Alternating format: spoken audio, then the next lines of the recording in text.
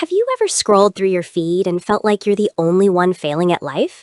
You see these perfectly curated photos of morning yoga, aesthetic desks, and gourmet meals, all while managing a high-powered career. It makes you wonder if you're missing a secret manual. Is this legendary work-life balance actually a real thing we can achieve? Or have we just fallen for a beautifully filtered social media illusion that doesn't exist in the real world? Today, we are pulling back the curtain on this digital phenomenon. Hi everyone, I'm Aisha, and today we're getting real about the pressure to have it all together. We're going to dissect the difference between what we see online and the messy reality of daily life. You'll learn why the 50-50 split is a myth and how to find a rhythm that actually suits your soul. By the end of this, you'll have a fresh perspective on productivity and peace. Let's dive into the truth behind the trend and discover what balance really looks like for us. Let's start with the elephant in the room, the social media aesthetic of balance. We see influencers posting about their 5 a.m. club routines and their minimalist offices without a single cable out of place. It creates a standard that is almost impossible to maintain for the average person with real-world responsibilities. We start to believe that if our lives aren't color coordinated, we are somehow doing it wrong. But social media is a highlight reel, not a documentary of someone's 24-hour day. We need to stop comparing our chaotic morning coffee to someone else's staged green juice. The term balance suggests a scale where everything is perfectly even at all times. But in reality, life is much more dynamic and unpredictable than a stationary scale. Some weeks, your work will demand 80% of your energy because of a big deadline or project. Other weeks, your family or your own mental health will need to take the driver's seat. Thinking it should always be a perfect 50-50 split only leads to guilt and a sense of constant failure.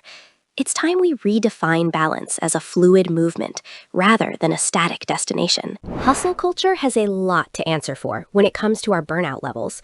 We are told that we should be grinding 24/7 if we want to be successful in our careers. This mindset views rest as a sign of weakness or a lack of ambition. However, the human brain isn't designed to be on at maximum capacity without any downtime. When we prioritize the hustle over our well-being, our quality of work actually begins to suffer. We end up being busy for the sake of being busy, rather than being truly productive and impactful. The digital age has blurred the lines between our professional lives and our personal spaces. We carry our offices in our pockets, making it harder than ever to truly clock out. Notifications don't care if you're at dinner with your family or trying to get some sleep. This constant connectivity keeps our stress levels high and prevents us from being fully present in the moment. Without clear boundaries, work begins to bleed into every single corner of our existence. We have to be intentional about creating no-phone zones to protect our peace of mind. Setting boundaries isn't just about saying no to others. It's about saying yes to yourself.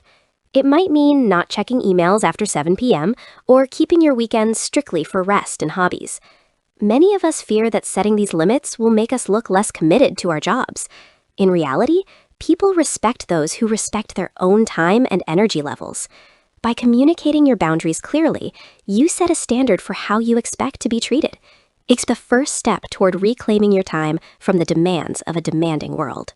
We often talk about time management, but we should really be talking about energy management. You can have all the time in the world, but if you're physically and mentally drained, you won't get anything done. Identify the tasks that drain your battery and those that recharge it.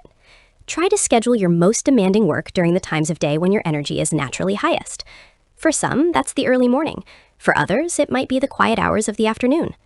Listen to your body's signals instead of forcing a schedule that doesn't fit your internal clock. Social media often highlights the destination of success, but rarely shows the messy middle. We see the promotion, the new house, and the vacation, but we don't see the late nights and the sacrifices. This creates a skewed perception that everyone else is achieving their goals effortlessly, while we struggle. Remember that your journey is unique and doesn't have to follow anyone else's timeline. It's okay to move at a slower pace if that's what helps you stay healthy and happy. Real success is living a life that feels good on the inside, not just one that looks good on a screen. One of the biggest traps is the all-or-nothing mindset when it comes to self-care.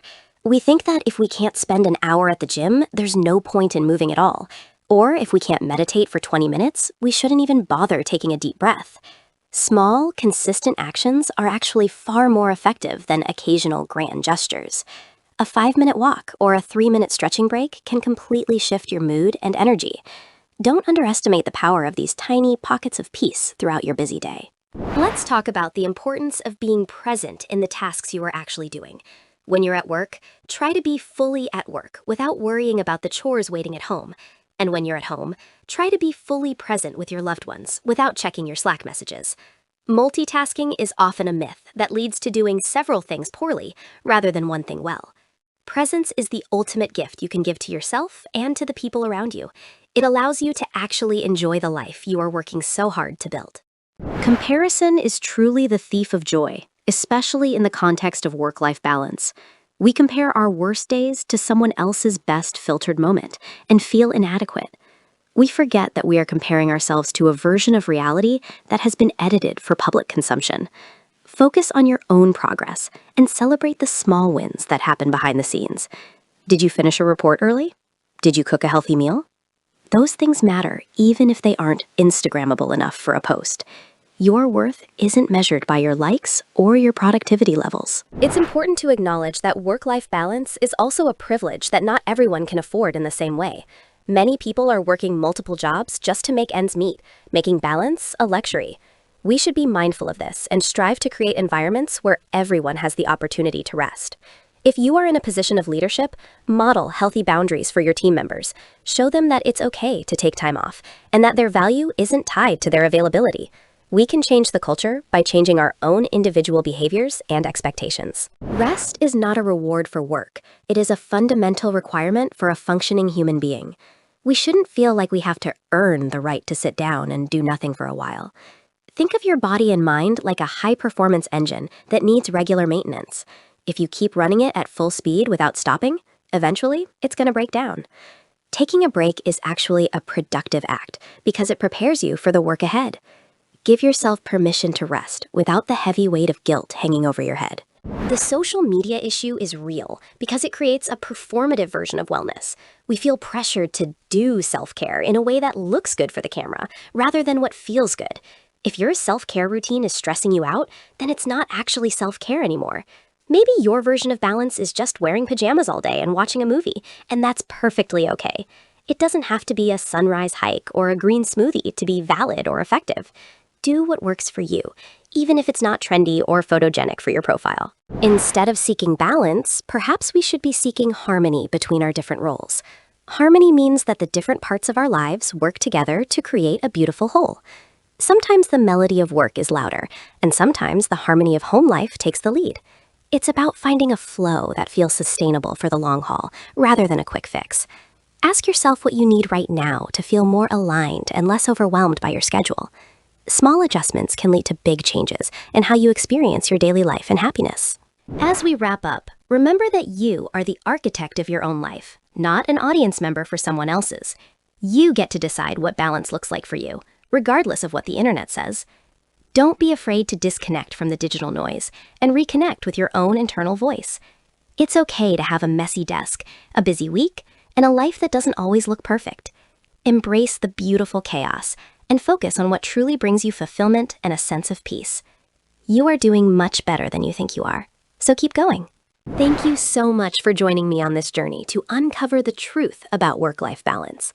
I hope this conversation has given you some peace and a few practical ideas to apply to your own life. Remember that your well-being is worth more than any deadline or social media post. Take a deep breath, set those boundaries, and give yourself some much-needed grace today. I'll see you in the next video as we continue to explore how to live our most authentic lives. Don't forget to like and subscribe for more updates.